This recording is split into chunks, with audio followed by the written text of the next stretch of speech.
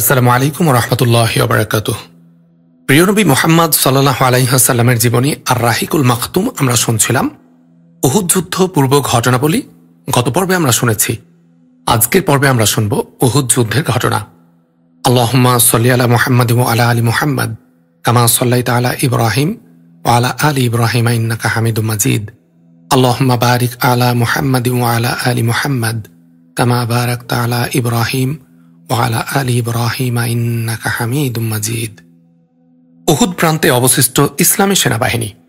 মুনাফিকদের এ শঠতা ও প্রত্যাবর্তনের পর রাসূলুল্লাহ সাল্লাল্লাহু আলাইহি ওয়াসাল্লাম অবশিষ্ট 700 জন সৈন্য নিয়ে শত্রু বাহিনীর দিকে ধাবিত হলেন। শত্রুদের শিবির তার মাঝে এবং উহুদের মাঝে কয়েক দিক থেকে বাধা সৃষ্টি করছিল। তাই তিনি প্রশ্ন করলেন, শত্রুদের পাশ দিয়ে গমন ছাড়াই ভিন্ন কোনো পথ দিয়ে আমাদেরকে নিয়ে যেতে পারে এমন কেউ আছে কি? এ প্রশ্নের জবাবে আবু খায়সামা রাদিয়াল্লাহু আনহু আরজ করলেন, হে আল্লাহর রাসূল সাল্লাল্লাহু আলাইহি ওয়াসাল্লাম, এ খিদমতের জন্য আমি হাজির আছি। অতঃপর তিনি এক সংক্ষিপ্ত পথ অবলম্বন করলেন, যা মুশরিকদের সেনাবাহিনীকে পশ্চিম দিকে ছেড়ে দিয়ে বনু হারিসা গোত্রের শস্য ক্ষেত্রের মধ্য দিয়ে চলে গিয়েছিল। এ পথ ধরে যাবার সময় তাদেরকে মিরবা ইবনু কায়জির বাগানের মধ্য দিয়ে যেতে হয়। এ লোকটি মুনাফিক ছিল এবং অন্ধও ছিল। সে সেনাবাহিনীর আগমন অনুধাবন করে মুসলিমগণের মুখমণ্ডলে ধুলো নিক্ষেপ করল এবং বলতে লাগল, আপনি যদি আল্লাহ রসুল সাল্লাল্লাহু আলাইহি ওয়াসাল্লাম হন তবে জেনে রাখুন যে আমার বাগানে আপনার প্রবেশের অনুমতি নেই। তার এ কথা শোনা মাত্র মুসলিমরা তাকে হত্যা করতে উদ্যত হল, কিন্তু রাসূলুল্লাহ সাল্লাল্লাহু আলাইহি ওয়াসাল্লাম তাদেরকে বললেন, লা তাকতুলুহু ফাহাজাল আমা আমাল কলবি আমাল বাসরি। তাকে হত্যা করো না, সে অন্তর ও চোখের অন্ধ। তারপর নবী করিম সাল্লাল্লাহু আলাইহি ওয়াসাল্লাম সম্মুখে অগ্রসর হয়ে উপত্যকার শেষ মাথায় অবস্থিত উহুদ পাহাড়ের ঘাটিতে অবতরণ করেন এবং সেখানে মুসলিম বাহিনীর শিবির স্থাপন করিয়ে নেন। সামনে ছিল মদিনা ও পেছনে হল সুউচ্চ উহুদ পর্বত। এভাবে শত্রুদের বাহিনী মুসলিম ও মদিনার মাঝে পৃথককারী সীমানা হয়ে গেল। প্রতিরোধ ব্যবস্থা। এখানে পৌঁছে রাসূলুল্লাহ সাল্লাল্লাহু আলাইহি ওয়াসাল্লাম সেনাবাহিনীর শ্রেণী বিন্যাস করেন এবং সামরিক দৃষ্টিকোণ থেকে কয়েকটি সারিতে বিভক্ত করে নেন। সুনিপুণ তীরন্দাজদের একটি দলও নির্বাচন করা হয়। তারা ছিলেন সংখ্যায় 50 জন। আব্দুল্লাহ ইবনু জুবায়ের ইবনু নু'মান আনসারী দাউসী বদরী রাদিয়াল্লাহু আনহু এ দলের অধিনায়ক পদে নিয়োজিত হন। তার দলকে কানাত উপত্যকার দক্ষিণে ইসলামী সৈন্যদের শিবির থেকে পূর্ব দক্ষিণে 150 মিটার দূরত্বে একটি ছোট্ট পাহাড়ের ধারে অবস্থান গ্রহণের নির্দেশ দেয়া হয়। ওই পাহাড়টি এখন জাবালে রুমাত নামে প্রসিদ্ধ। ওই পর্বতমালার মধ্যে একটি গিরিপথ ছিল। শত্রু সৈন্যরা যাতে পশ্চাৎ দিক থেকে আক্রমণ করতে না পারে, এজন্য 50 জন তীরন্দাজকে ওই গিরিপথ রক্ষা করার জন্য নিযুক্ত করা হল। রাসূলুল্লাহ সাল্লাল্লাহু আলাইহি ওয়াসাল্লাম তাদের অধিনায়ককে সম্বোধন করে বলেন, ঘোড়সাওয়ারদেরকে তীর মেরে আমাদের নিকট থেকে দূরে রাখবে। তারা যেন পিছন থেকে কোনো ক্রমে আমাদেরকে আক্রমণ করতে না পারে। সাবধান, আমাদের জয় পরাজয় যাই হোক না কেন তোমাদের দিক থেকে যেন আক্রমণ না হয়। তারপর রাসূলুল্লাহ সাল্লাল্লাহু আলাইহি ওয়াসাল্লাম পুনরায় অধিনায়ককে সম্বোধন করে বললেন, তোমরা আমাদের পিছন দিক হতে রক্ষা করবে। যদি তোমরা দেখো যে আমরা মৃত্যুমুখে পতিত হচ্ছি, তবুও তোমরা আমাদের সাহায্যার্থে এগিয়ে আসবে না। আর যদি দেখতে পাও যে আমরা গনিমতের মাল একত্রিত করছি, তবে তখনও তোমরা আমাদের সাথে শরীক হবে না। আর সহিহুল বুখারীর শব্দ অনুযায়ী রাসূলুল্লাহ সাল্লাল্লাহু আলাইহি ওয়াসাল্লাম বলেছিলেন, তোমরা যদি দেখো যে পাখিগুলো আমাদেরকে ছো মারছে, তবুও তোমরা নিজেদের জায়গা ছাড়বে না যে পর্যন্ত আমি তোমাদেরকে ডেকে না পাঠাই। আর যদি তোমরা দেখতে পাও যে আমরা শত্রু বাহিনীকে পরাজিত করেছি এবং তাদেরকে পদদলিত করেছি, তবুও তোমরা নিজেদের জায়গা হতে সরবে না যে পর্যন্ত আমি তোমাদেরকে ডেকে না পাঠাই। এই কঠিনতম সামরিক নির্দেশাবলী হিদায়াত সহ ও বাহিনীকে তিনি ওই পাহাড়ের গিরিপথে মোতায়েন করে দেন যে পথ দিয়ে মুশরিক বাহিনী পিছন দিক থেকে মুসলিমদেরকে আক্রমণ করার খুবই আশঙ্কা ছিল। রাসূলুল্লাহ সাল্লাল্লাহু আলাইহি ওয়াসাল্লাম অবশিষ্ট সৈন্যের শ্রেণীবিন্যাস এভাবে করেন যে দক্ষিণ বাহুর উপর মুনজির ইবনু আমর রাদিয়াল্লাহু আনহুকে নিযুক্ত করেন এবং বাম বাহুর উপর নিযুক্ত করেন জুবায়ের ইবনু আওয়াম রাদিয়াল্লাহু আনহুকে, আর মিকদাদ ইবনু আসওয়াদ রাদিয়াল্লাহু আনহুকে তার সহকারীর দায়িত্ব অর্পণ করা হয়। জুবাইর রাদিয়াল্লাহু আনহুর উপর এ দায়িত্ব অর্পিত হয় যে তিনি খালিদ ইবনু ওয়ালিদের, যিনি তখনও মুসলিম হননি, ঘোড়সাওয়ার বাহিনীকে প্রতিরোধ করবেন। এ শ্রেণীবিন্যাস ছাড়াও সারির সম্মুখভাগে এমন বাছাইকৃত মুসলিম বীর মুজাহিদদেরকে নিযুক্ত করা হয় যাদের বীরত্বের খ্যাতি চতুর্দিকে ছড়িয়ে পড়েছিল এবং যাদের প্রত্যেককে হাজারের সমান মনে করা হতো। রাসূলুল্লাহ সাল্লাল্লাহু আলাইহি ওয়াসাল্লামের এ শ্রেণীবিন্যাস ছিল অত্যন্ত সূক্ষ্ম ও কৌশলপূর্ণ এবং এর দ্বারা তার সামরিক দক্ষতা প্রমাণিত হয়। কোনো কমান্ডার, সে যতই দক্ষ ও যোগ্য হোক না কেন, রাসূলুল্লাহ সাল্লাল্লাহু আলাইহি ওয়াসাল্লামের অপেক্ষা অধিক সূক্ষ্ম ও নিপুণ পরিকল্পনা তৈরি করতে পারে না। কেননা দেখা যায় যে তিনি যদিও শত্রু বাহিনীর পরে যুদ্ধক্ষেত্রে উপস্থিত হয়েছেন, তথাপি তিনি স্বীয় সেনাবাহিনীর জন্য এমন স্থান নির্বাচন করেছেন যা সামরিক দৃষ্টিকোণ থেকে যুদ্ধক্ষেত্রের সবচেয়ে উত্তম স্থান। অর্থাৎ তিনি পাহাড়কে আড়াল করে নিয়ে পিছন ও দক্ষিণ বাহু রক্ষিত করে নেন এবং যে গিরিপথ দিয়ে মুসলিম বাহিনীর উপর আক্রমণের আশঙ্কা ছিল ওটা তিনি তীরন্দাজের মাধ্যমে সুরক্ষিত করে নেন। আর শিবির স্থাপনের জন্য একটি উঁচু জায়গা নির্বাচন করেন, কারণ যদি আল্লাহ না করুন পরাজয় বরণ করতে হয়, তবে যেন পলায়নের পরিবর্তে শিবিরের মধ্যেই আশ্রয় নিতে পারা যায়। যদি শত্রুরা শিবির দখল করার জন্য এদিকে আসে, তবে যেন তাদেরকে ভীষণ ক্ষতির সম্মুখীন হতে হয়। অপরপক্ষে তিনি শত্রু বাহিনীকে তাদের শিবির স্থাপনের জন্য এমন নিচু জায়গা গ্রহণ করতে বাধ্য করেন যে তারা জয় লাভ করলেও যেন তেমন কোনো সুবিধা লাভ করতে না পারে। আর যদি মুসলিমরা জয়যুক্ত হন, তবে যেন তাদের পশ্চাদাপনকারীদের হাত থেকে তারা রক্ষা না পায়। এভাবে তিনি বাছাই করা বীর পুরুষদের একটি দল গঠন করে সামরিক সংখ্যার স্বল্পতা পূরণ করে দেন।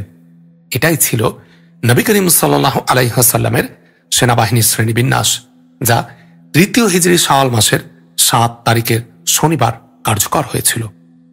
রাসূলুল্লাহ সাল্লাল্লাহু আলাইহি ওয়াসাল্লামের সেনাবাহিনীর মধ্যে বীরত্বের প্রেরণা দান। রাসূলুল্লাহ সাল্লাল্লাহু আলাইহি ওয়াসাল্লাম ঘোষণা করেন যে তিনি নির্দেশ না দেয়া পর্যন্ত কেউ যেন যুদ্ধ শুরু না করে। তিনি নিচে ও উপরে দুটি লৌহবর্ম পরিহিত ছিলেন। তিনি সাহাবায়ে কেরাম রাদিয়াল্লাহু আনহুকে যুদ্ধের প্রতি উৎসাহ প্রদান করে জোর দিয়ে বলেন যে তারা যেন শত্রুদের সাথে মোকাবেলার সময় অত্যন্ত সাহসিকতার সাথে কাজ করেন। তাদের মধ্যে বীরত্বের প্রেরণা দিয়ে তিনি একখানা অত্যন্ত ধারালো তরবারি হাতে নিয়ে বলেন, মাইয়া খুজু হাজা সাইফা বিহাক্কিহি, কে এটা গ্রহণ করবে, কে এর মর্যাদা রক্ষা করবে। বলা বাহুল্য যে ওই তরবারিখানা গ্রহণের জন্য চারদিক থেকে কয়েকশো বাহু ঊর্ধ্বে উত্থিত হয়েছিল, যার মধ্যে আলী ইবনু আবু তালিব, জুবায়ের ইবনু আওয়াম, উমার ইবনু খাত্তাব ছিলেন। উপস্থিতদের মধ্যে ওটাকে গ্রহণ করার জন্য আগ্রহ প্রকাশ করতে লাগল, কিন্তু তা গ্রহণের জন্য আবু দুজানা সিমাক ইবনু খারাসা রাদিয়াল্লাহু আনহু সবার আগে অগ্রসর হলেন এবং বললেন, হে আল্লাহর রাসূল সাল্লাল্লাহু আলাইহি ওয়াসাল্লাম, এ তরবারির হক কি? রাসূলুল্লাহ সাল্লাল্লাহু আলাইহি ওয়াসাল্লাম বললেন, আনতাদরিবা বিহিল উজুহাল আদুওয়া হাত্তা ইয়ানহানিয়া, এর দ্বারা তুমি শত্রুদের মুখমণ্ডলে এমন ভাবে মারবে যেন তা বেঁকে যায়। তখন তিনি বললেন, হে আল্লাহর রাসূল সাল্লাল্লাহু আলাইহি ওয়াসাল্লাম, আমি এর হক আদায় করব। তখন তলোয়ারটি তার হাতে দিয়ে দেওয়া হল। আবু দুজানা রাদিয়াল্লাহু আনহু অত্যন্ত বীর পুরুষ ছিলেন। যুদ্ধের সময় গর্ব ভরে চলাফেরা করতেন। তার নিকট একটি লাল পাগড়ি ছিল। যখন তিনি সেটাই মাথায় বাঁধতেন, তখন উপস্থিত জনতা অনুভব করতেন যেন মৃত্যুর পূর্ব মুহূর্ত পর্যন্ত যুদ্ধ করবেন। কাজেই তলোয়ারটি হাতে পেয়ে আবু দুজানার গর্ব দেখে কে, তিনি মাথায় লাল রুমালের খুব সুন্দর পাগড়ি বেঁধে নিয়ে হেলতে দুলতে নর্তন কুর্দনের ইন্দ্রজাল সৃষ্টি করতে করতে কুরাইশ বাহিনীর উপর আপতিত হলেন। এ দৃশ্য দেখে নবী করিম সাল্লাল্লাহু আলাইহি ওয়াসাল্লাম বললেন, ইন্নাহা লামাশিয়াতুন ইয়াবগুদুহুল্লাহ ইল্লা ফি মিসলি হাযাল মাওয়াতিন, এরূপ চালচলন আল্লাহ তাআলা পছন্দ করেন না বটে, কিন্তু এরকম পরিস্থিতিতে নয়। মক্কা বাহিনীর বিন্যাস। মুশরিকগণ কাতারবন্দি নীতির অনুসরণে নিজেদের সেনাবাহিনীর বিন্যাস সাধন করেছিল। তাদের সেনাপতি ছিল আবু সুফিয়ান। সে নিজের কেন্দ্র তৈরি করেছিল সেনাবাহিনীর মধ্যস্থলে। দক্ষিণ বাহুর উপর ছিল খালিদ ইবনু ওয়ালিদ, যিনি তখন পর্যন্ত মুশরিক ছিলেন। বাম বাহুর উপর ছিল ইকরামা বিন আবু জাহল। পদাতিক সৈন্যের সেনাপতি ছিল সাফওয়ান ইবনু উমাইয়া, আর তীরন্দাজদের নেতা ছিল আবদুল্লাহ ইবনু রাবিয়া। তাদের পতাকা ছিল বনু আব্দুদ্দারের ছোট্ট একটি দলের হাতে। এ পদ তারা ওই সময় হতে লাভ করেছিল যখন বনু আব্দি মানাফ উসাই হতে উত্তরাধিকার সূত্রে প্রাপ্ত পদসমূহকে পরস্পর বন্টন করে নিয়েছিল।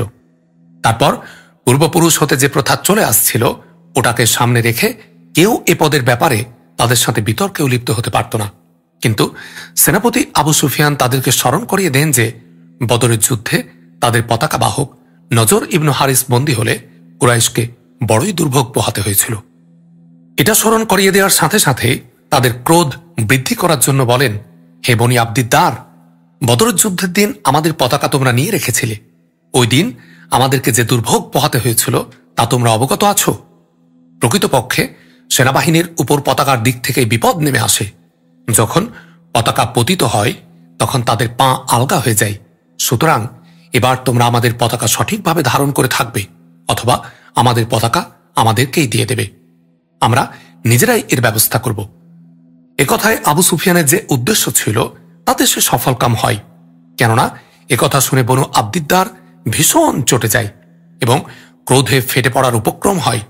তারা বলে ওঠে, আমরা আমাদের পতাকা তোমাদেরকে দেব? কারো মোকাবেলা হলে আমরা কি করি তা দেখতে পাবে। আর বাস্তবিকে যখন যুদ্ধ শুরু হলো তখন তারা অত্যন্ত বীরত্বের সাথে যুদ্ধ করে শেষ পর্যন্ত এক এক করে সবাই মৃত্যুর কবলে পতিত হল। কুরাইশদের রাজনৈতিক চাল। যুদ্ধ শুরু হওয়ার কিছু পূর্বে কুরাইশরা মুসলিমগণের সারিতে বিচ্ছিন্নতা ও বিবাদ সৃষ্টি করার চেষ্টা করে। এ উদ্দেশ্যে আবু সুফিয়ান আনসারদের নিকট পয়গাম পাঠায়, তোমরা আমাদের স্বগোত্রের লোকদেরকে পরিত্যাগ করে সরে দাঁড়াও। আমরা তোমাদেরকে কিছুই বলবো না, তোমাদের নগর আক্রমণ করব না এবং এখান থেকেই ফিরে যাব। কিন্তু এ চক্রান্ত কি আর ধোপে টেকে? যে ইমানের বলের নিকট পাহাড় সম বাধাও তুচ্ছ। আবু সুফিয়ানের এ জঘন্য প্রস্তাব শ্রবণ করা মাত্রই আনসারগণ ক্রোধে অগ্নিশর্মা হয়ে উঠলেন এবং তাকে প্রচণ্ডভাবে তিরস্কার ও ভর্ৎসনা করতে লাগলেন। উভয় সেনাবাহিনী একে অপরের নিকটবর্তী হলে কুরাইশরা তাদের পূর্বোক্ত উদ্দেশ্য সফল করার লক্ষ্যে অন্য এক চেষ্টা করল, এবং তা হচ্ছে মদিনার আউস বংশে আবু আমর নামক একজন যাজক বাস করত। তার নাম ছিল আব্দে আমর ইবনু সাইফি।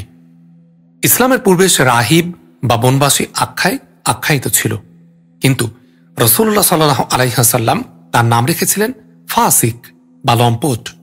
অজ্ঞতার যুগে সে আউস গোত্রের সর্দার ছিল, কিন্তু ইসলামের আবির্ভাব ঘটলে ওটা তার গলার ফাঁস হয়ে যায় এবং প্রকাশ্যভাবে রসুল্লাহ সাল্লাহ আলাইহাসাল্লামের শত্রুতায় লেগে পড়ে।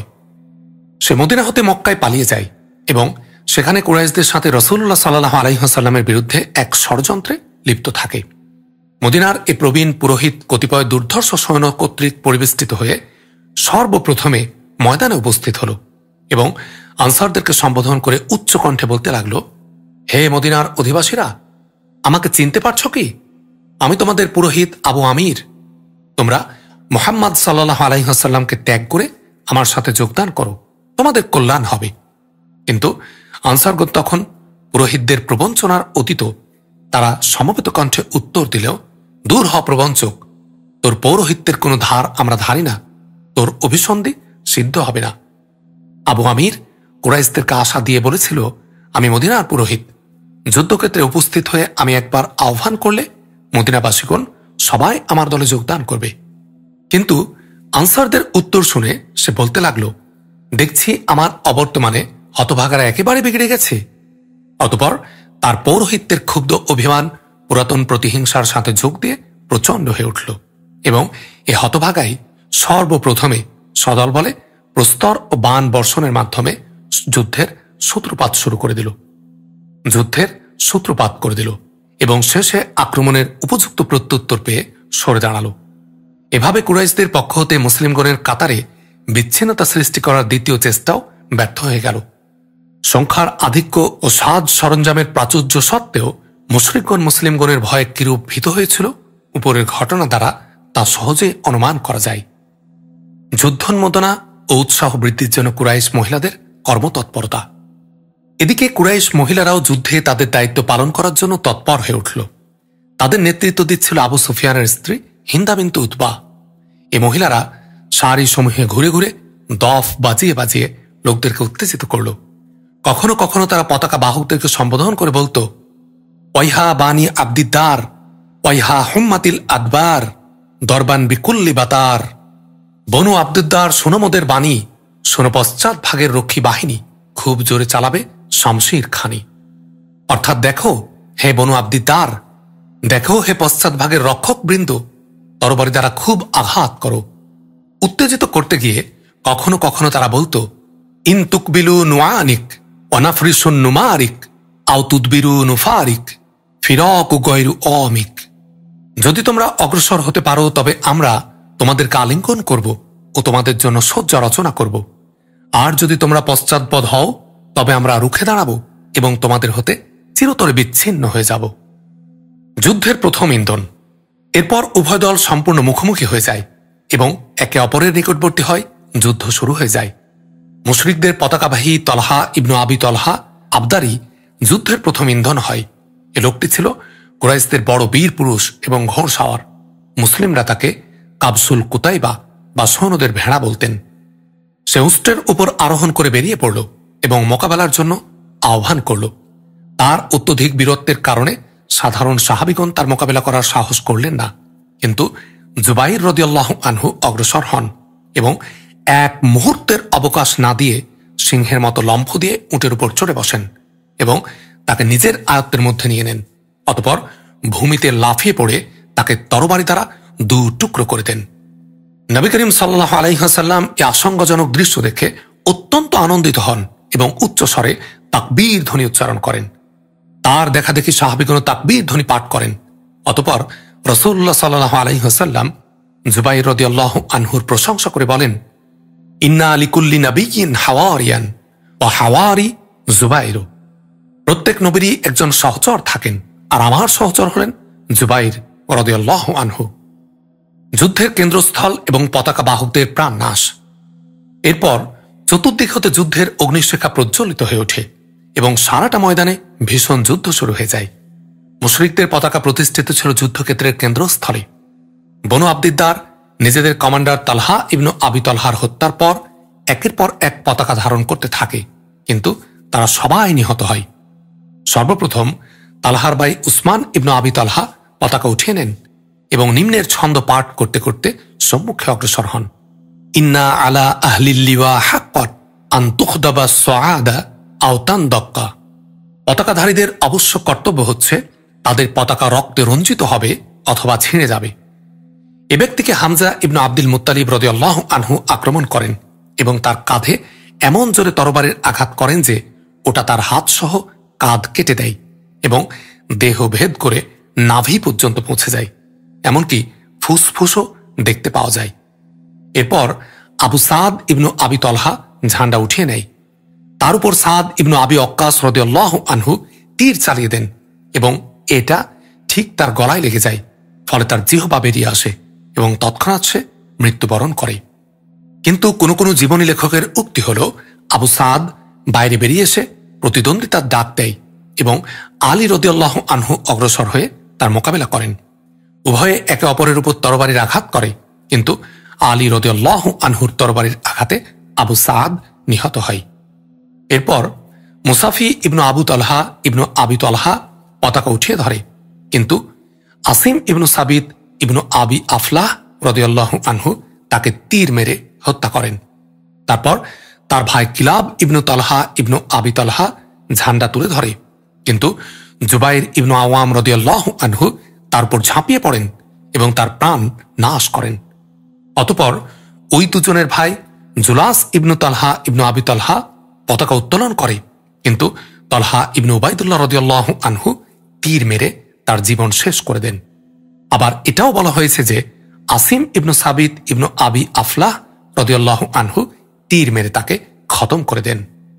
এরা একই পরিবারের 6 ব্যক্তি ছিল, অর্থাৎ সবাই আবু তলহা আব্দুল্লাহ ইবনু উসমান ইবনু আব্দিদ্দারের পুত্র অথবা পৌত্র ছিল, যারা মুশরিকদের ঝান্ডার হেফাজত করতে গিয়ে মারা পড়ল। এরপর বনু আব্দিদ্দার গোত্রের আরতাদ ইবনু সুরাহবিল নামক আরেকটি লোক পতাকা উঠিয়ে নেয়, কিন্তু আলী ইবনু আবি তালিব রাদিয়াল্লাহু আনহু এবং মতান্তরে হামজা ইবনু আব্দুল মুত্তালিব রাদিয়াল্লাহু আনহু তাকে হত্যা করেন। অতঃপর সুরাইহ ইবনু কারিজ পতাকা তুলে ধরে, কিন্তু উজমান তাকে হত্যা করেন। উজমান মুনাফিক ছিল এবং ইসলামের পরিবর্তে গোত্রীয় মর্যাদা রক্ষায় উত্তেজনায় যুদ্ধ করতে এসেছিল।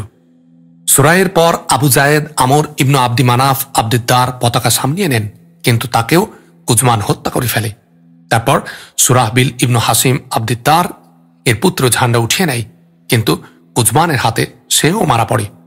বনু আবদিদ্দার গোত্রের এ 10 ব্যক্তি যারা মুশরিকদের পতাকা উঠিয়েছিল সবাই মারা গেল। এরপর গোত্রের কোনো লোকই জীবিত থাকল না যে পতাকা উঠাতে পারে। কিন্তু ওই সময় সওয়াব নামক তাদের এক হাবশী গোলাম লাফিয়ে গিয়ে পতাকা উঠিয়ে নেয় এবং তার পূর্ববর্তী পতাকাবাহী মনিবের চেয়েও বেশি বল বিক্রমে যুদ্ধ করে। শেষ পর্যন্ত এক এক করে তার হাত দুটি কর্তিত হয়, কিন্তু এরপরেও সে পতাকা পড়তে দেয়নি, বরং নিজের হাঁটুর ভরে বসে বক্ষ ও কাঁধের সাহায্যে পতাকা খাড়া করে রাখে। অবশেষে কুজমানের হাতে নিহত হয়। ওই সময়ও সে বলছিল, হে আল্লাহ, এখন তো আমি কোনো ওজোর বাকি রাখিনি। ওই গোলাম অর্থাৎ সোয়াব নিহত হওয়ার পর পতাকা ভূমির উপর পড়ে যায় এবং ওটা উঠাতে পারে এমন কেউ বেঁচে রইল না। এ কারণে ওটা পড়েই রইল। অবশিষ্ট অন্যান্য অংশ সমূহে যুদ্ধের অবস্থা। একদিকে মুশরিকদের পতাকা যুদ্ধের কেন্দ্রস্থলে প্রতিষ্ঠিত ছিল, অন্যদিকে যুদ্ধক্ষেত্রের অন্যান্য অংশসমূহে কঠিন যুদ্ধ চলছিল। মুসলিমগণের সারিসমূহের উপর ইমানের রূহ ছেয়ে গিয়েছিল।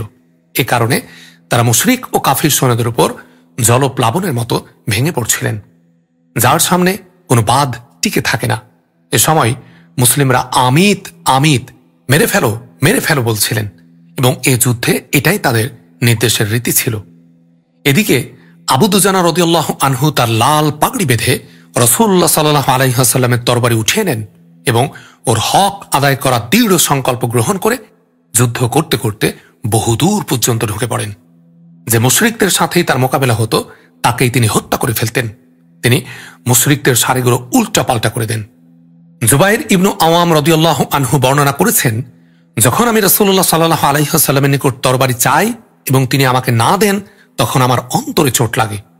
আমি মনে মনে চিন্তা করি যে রাসূলুল্লাহ সাল্লাল্লাহু আলাইহি ওয়াসাল্লামের ফুপু সাফিয়ার পুত্র এবং একজন কুরাইশ আমি তার নিকট গিয়ে আবু দুজানা রাদিয়াল্লাহু আনহুর পূর্বেই তরবারি চাই, কিন্তু তিনি আমাকে না দিয়ে আবু দুজানা রাদিয়াল্লাহু আনহুকে দিয়ে দেন।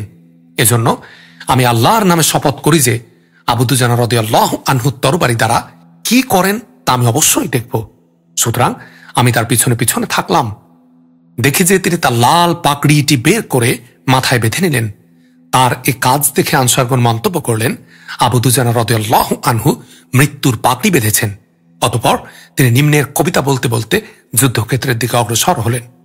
আমি খেজুর বাগান প্রান্তে আমার বন্ধু রাসূলুল্লাহ সাল্লাল্লাহু আলাইহি ওয়াসাল্লামের নিকট এই অঙ্গীকার করছি যে কখনোই আমি সারির পিছনে থাকব না, বরং সামনে অগ্রসর হয়ে আল্লাহ ও তার রাসূল সাল্লাল্লাহু আলাইহি ওয়াসাল্লামের তরবারি চালনা করব।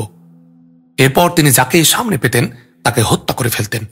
এদিকে মুশরিকদের মধ্যেও একজন লোক ছিল যে আমাদের কোনো আহতকে পেলেই তাকে শেষ করে ফেলত। এ দুজন ক্রমে ক্রমে নিকটবর্তী হতে যাচ্ছিল। আমি আল্লাহ তাআলার নিকট প্রার্থনা করলাম যে যেন তাদের দুজনের মধ্যে সংঘর্ষ লেগে যায়। ঘটনাক্রমে হলো তাই। উভয়ে একে অপরের উপর আঘাত হানল, কিন্তু আবু দুজানা রাদিয়াল্লাহু আনহু এ আক্রমণ ঢাল দ্বারা প্রতিরোধ করলেন এবং মুশরিকের তরবারি ঢালে আটকে লেগে থেকে গেল। এরপর তিনি ওই মুশরিকের উপর তরবারির আক্রমণ চালালেন এবং সেখানেই সে মৃত্যুর কোলে ঢলে পড়ল। এরপর আবু দুজানা রাদিয়াল্লাহু আনহু মুশরিকদের সারিগুলো ছিন্ন ভিন্ন করতে করতে সামনে এগিয়ে গেলেন এবং শেষ পর্যন্ত কুরাইশে নারীদের নেত্রী পর্যন্ত পৌঁছে গেলেন। কিন্তু সে যে নারী এটা তার জানা ছিল না। তিনি স্বয়ং বর্ণনা করেছেন, আমি একটি লোককে দেখলাম যে সে খুব জোরে সোরে মুশরিক সেনাবাহিনীকে উত্তেজিত করছে। সুতরাং আমি তাকে আমার নিশানার মধ্যে নিয়ে ফেললাম, কিন্তু আমি তাকে তরবারি দ্বারা আক্রমণ করার ইচ্ছে করলাম। তখন সে হায় হায় চিৎকার করে উঠল। তখন আমি বুঝতে পারলাম সে একজন মহিলা। আমি রাসূলুল্লাহ সাল্লাল্লাহু আলাইহি ওয়াসাল্লামের তরবারি দ্বারা একজন মহিলাকে হত্যা করে তা কলঙ্কিত করলাম না।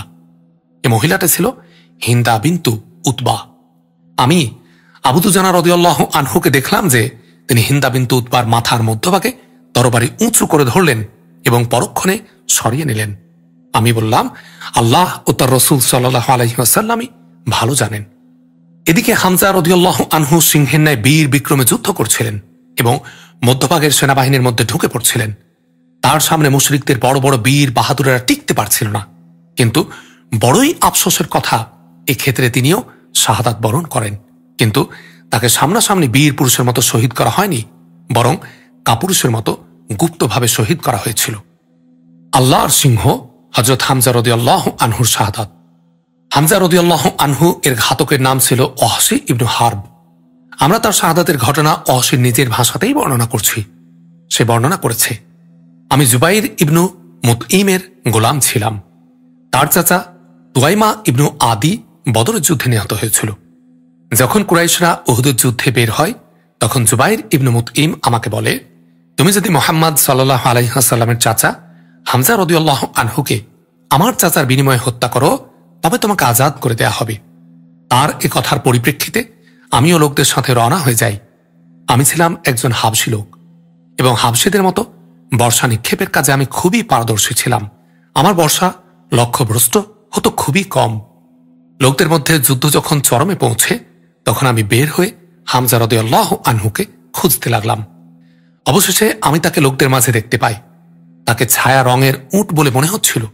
তিনি লোকদের ছত্রভঙ্গ করে চলছিলেন। আল্লাহর শপথ, আমি তাকে হত্যা করার প্রস্তুতি গ্রহণ করছিলাম এবং একটি বৃক্ষ অথবা একটি পাথরের আড়ালে লুকিয়ে থেকে আমার নিকটে আসার প্রতীক্ষা করছিলাম।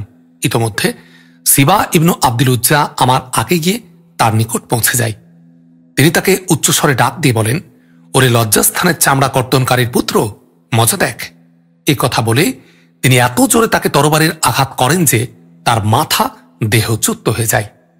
এর সাথে সাথে আমি বর্ষা উঠিয়ে নেই এবং যখন তিনি আমার আওতার মধ্যে এসে পড়েন, তখন আমি তার দিকে ওটা ছুড়ে দেই এবং ওটা তার নাভির নিচে লেগে যায়, পদদ্বয়ের মধ্যভাগ দিয়ে পার হয়ে যায়।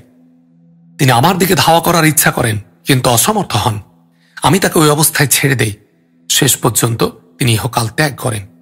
এরপর আমি মৃতদেহের নিকট গিয়ে বর্ষা বের করে দেই এবং সৈন্যদের মধ্যে গিয়ে বসে পড়ি। আমার কাজ সমাপ্ত হয়েছিল। তিনি ছাড়া আর কারো সাথে আমার কোনো সম্বন্ধ ছিল না। আমি শুধু আজাদ হওয়ার জন্যই তাকে হত্যা করেছিলাম।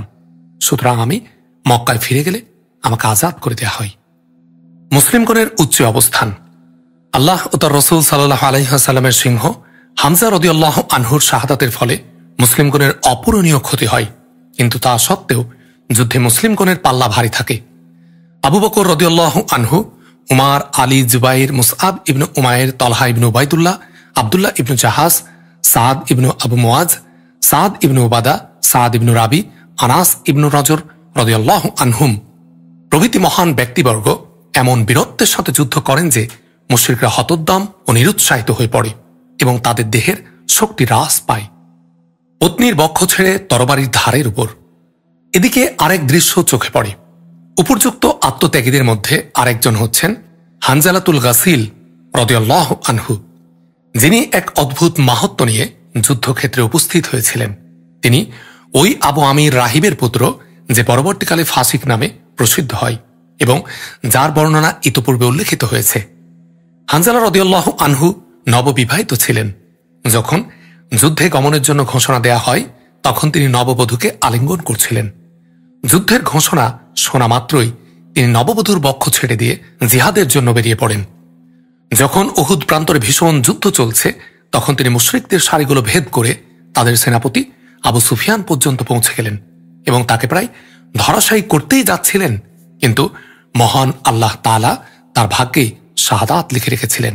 তাই যেমনই হোক, তিনি সুফিয়ানকে লক্ষ্য করে তরবারি উঁচু করেছেন, তেমনি শাদ্দাদ ইবনু আউস তাকে দেখে ফেলে এবং তৎক্ষণাৎ তাকে আক্রমণ করে। ফলে তিনি নিজেই শহীদ হয়ে গেলেন। তীরন্দাজদের কার্যকলাপ।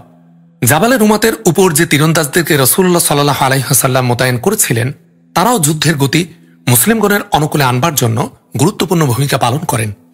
মক্কার ঘোড়সাওয়াররা খালিদ ইবনু ওয়ালিদের নেতৃত্বে এবং আবু আমির ফাসিকের সহায়তায় মুসলিম সৈনিকদের বাম বাহু ভেঙে দেওয়ার জন্য 3 বার ভীষণ আক্রমণ চালায়, কিন্তু মুসলিম তীরন্দাজগণ তীর নিক্ষেপের মাধ্যমে তাদেরকে এমনভাবে ঘায়েল করে দেন যে তাদের 3টি আক্রমণই ব্যর্থতায় পর্যবসিত হয়।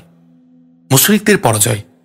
কিছুক্ষণ ধরে এরূপ ভীষণ যুদ্ধ চলতে থাকে এবং মুসলিমগণের ক্ষুদ্র বাহিনী যুদ্ধে পূর্ণভাবে আধিপত্য বিস্তার করে থাকে। অবশেষে মুশরিকদের মনোবল ভেঙে পড়ে। তাদের সারিগুলো ডান, বাম, সম্মুখ ও পিছন দিক হতে ছত্রভঙ্গ হয়ে থাকে। মনে হচ্ছিল যেন 3000 মুশরিককে 700 নয়, বরং 30,000 মুসলিমের সাথে মোকাবিলা করতে হচ্ছে। আর এদিকে মুসলিমরা ঈমান, বিশ্বাস ও বীরত্বের অত্যন্ত উঁচু মানের মনোবল নিয়ে তরবারি চালনা করছিলেন। কুরাইশরা যখন মুসলিমগণের একাধিকবার আক্রমণ প্রতিহত করার জন্য তাদের সর্বশক্তি প্রয়োগ করা সত্ত্বেও অক্ষমতা অনুভব করল এবং তাদের মনোবল এমনভাবে ভেঙে পড়ল যে সোয়াবের হত্যার পর কারো সাহস হল না যে যুদ্ধ চালু রাখার জন্য তাদের ভূপতিত পতাকার নিকটবর্তী হয়ে ওটাকে উঁচু করে ধরে, তখন তারা পালিয়ে যাবার পন্থা অবলম্বন করল এবং মুসলিমগণের উপর হতে প্রতিশোধ গ্রহণের কথা সম্পূর্ণরূপে ভুলে গেল। ইবনু ইসহাক বলেন যে আল্লাহ তাআলা মুসলিমগণের উপর স্বীয় সাহায্য নাজিল করেন এবং তাদের সাথে কৃত ওয়াদা পূর্ণ করেন। মুসলিমরা মুশরিকদেরকে তরবারি দ্বারা এমনভাবে কর্তন করতে লাগলেন যে তারা শিবির থেকেও পালিয়ে গেল এবং নিঃসন্দেহে তাদের পরাজয় ঘটে গেল।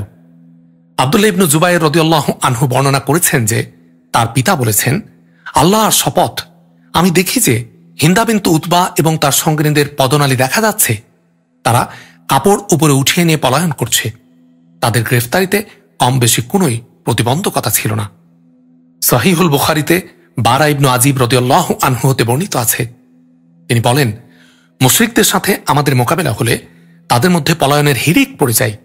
এমনকি আমি নারীদেরকে দেখি যে তারা পায়ের গোছা হতে কাপড় উঠিয়ে নিয়ে দ্রুত বেগে পালিয়ে যাচ্ছে। তাদের পায়ের অলংকার দেখা যাচ্ছিল। আর এ সুযোগে মুসলিমরা মুশরিকদের উপর তরবারি চালাতে চালাতে এবং তাদের পরিত্যক্ত মাল জমা করতে করতে তাদের পশ্চাদ্ধাবন করছিলেন। তীরন্দাজদের ভয়ানক ভুল। তীরন্দাজ বাহিনী এতক্ষণ পর্বতমূলে অবস্থান গ্রহণ করে নিজেদের কর্তব্য পালন করে আসছিলেন, কিন্তু এ আশাতীত জয়ের উল্লাসে এখন তারা আত্মবিস্মৃত হয়ে পড়লেন।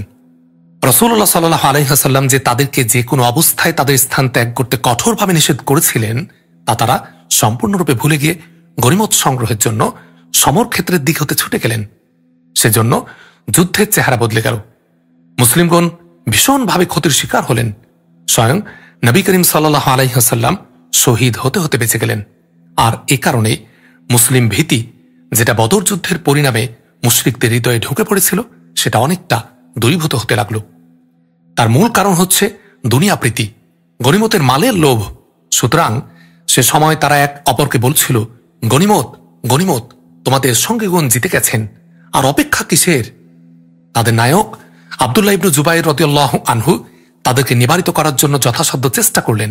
তিনি তাদেরকে রাসূলুল্লাহ সাল্লাল্লাহু আলাইহি ওয়াসাল্লামের কঠোর নিষেধের কথা স্মরণ করিয়ে দিলেন, কিন্তু তার অধীনস্থ সৈনিকগণ সেদিকে ভ্রুক্ষেপ না করে বলতে লাগলেন, এখন আমাদের সম্পূর্ণ জয় হয়েছে, সুতরাং এখন আর এখানে বসে থাকবো কিসের জন্য? এ কথা বলে তাদের অধিকাংশ সৈনিক স্থান ত্যাগ করে ময়দানের দিকে ছুটে গেলেন। আব্দুল্লাহ রাদিয়াল্লাহু আনহু মাত্র 9 জন অথবা তার চেয়ে কম সংখ্যক লোককে নিয়ে ওই স্থানে বসে রইলেন। তারা নিজ দায়িত্ব পালনে অটল থাকলেন যে হয় তাদের প্রস্থানের অনুমতি দেয়া হবে, অন্যথা তারা আমৃত্যু সেখানে অবস্থান করবেন। মুসলিম সেনাবাহিনীর বিরুদ্ধে খালিদ বিন ওলীদের কৌশল নির্ধারণ। এখন রাসূলুল্লাহ সাল্লাল্লাহু আলাইহি ওয়াসাল্লামের কঠোর আদেশ এবং সেনাবাহিনীর নিষেধ অমান্য করার ফলও ফলতে শুরু হল। আরবের বিখ্যাত বীর এবং রণকুশলী সেনাপতি খালিদ ইবনু ওলীদ ঘোড়সাওয়ার সেনাদল নিয়ে চারদিকে চক্রাকারে সুযোগের সন্ধানে ঘুরে বেড়াচ্ছিলেন। সে আর কাল বিলম্ব না করে সে অরক্ষিত পথের দিকে নক্ষত্র বেগে ঘোড়া ছুটিয়ে দিল এবং দেখতে দেখতে পশ্চাৎ দিক দিয়ে মুসলিমদের মাথার উপরে সে উপস্থিত হল। শ্রেষ্ঠ বীর আব্দুল্লাহ তার সহচর কয়েকজন নিয়ে জীবনের শেষ মুহূর্ত পর্যন্ত রাসূলুল্লাহ সাল্লাল্লাহু আলাইহি ওয়াসাল্লামের আদেশ পালন করে চললেন, কিন্তু অল্পক্ষণের মধ্যে তারা সবাই শাহাদাত বরণ করলেন। এদিকে মুসলিম সৈন্যরা নির্ভাবনায় গনিমতের মাল সংগ্রহ করতে ব্যাপৃত আছেন। এমন সময় প্রথমে খালিদের ঘোড়সাওয়ার সেনাদল, তারপর অন্যান্য ঘোড়সাওয়ার ও পদাতিক সেনাদল অতর্কিত অবস্থায় তাদেরকে ভীষণভাবে আক্রমণ করল এবং সতর্ক হবার আগে বহু মুসলিমকে কুরাইশদের হাতে নিহত হতে হল। কুরাইশদের জাতীয় পতাকা এতক্ষণ মাটিতে গড়াগড়ি খাচ্ছিল। খালিদের এ আক্রমণ এবং মুসলিমগণের উপস্থিতি সংকটাপন্ন অবস্থা দেখে আমরা বিনতু আলকামা নামে জনৈকা কুরাইশ বীরঙ্গনা আবার তা তুলে ধরল। সম্পূর্ণ পরাজয়ের পর ভুলুণ্ঠিত জাতীয় পতাকাকে পুনরায় যুদ্ধক্ষেত্রে উড্ডীয়মান হতে দেখে বিক্ষিপ্ত ও পলায়নপর কুরাইশ সৈন্যগণ আবার সেই পতাকার দিকে ছুটে আসলো এবং তারা আবার দলবদ্ধভাবে মুসলিমগণকে আক্রমণ করল। এবার মুসলিমরা অগ্রপশ্চাৎ দুদিক হতে আক্রান্ত হয়ে যাতার মধ্যস্থলে পড়লে যে অবস্থা হয় তাই হল। আলহামদুলিল্লাহ রাব্বিল আলামিন। উহুদ যুদ্ধের ঘটনা দীর্ঘ হয়, আমরা আজকে এখানেই শেষ করছি। আগামী পর্বে আমরা বাকি অংশ শুনবো ইনশাআল্লাহ। আগামী পর্বটি শোনার আহ্বান জানিয়ে এবং আমাদের ভিডিওগুলোতে লাইক, কমেন্ট, শেয়ার করার অনুরোধ জানিয়ে আজকে এখানে শেষ করছি। আসসালামু আলাইকুম ওয়া রাহমাতুল্লাহ।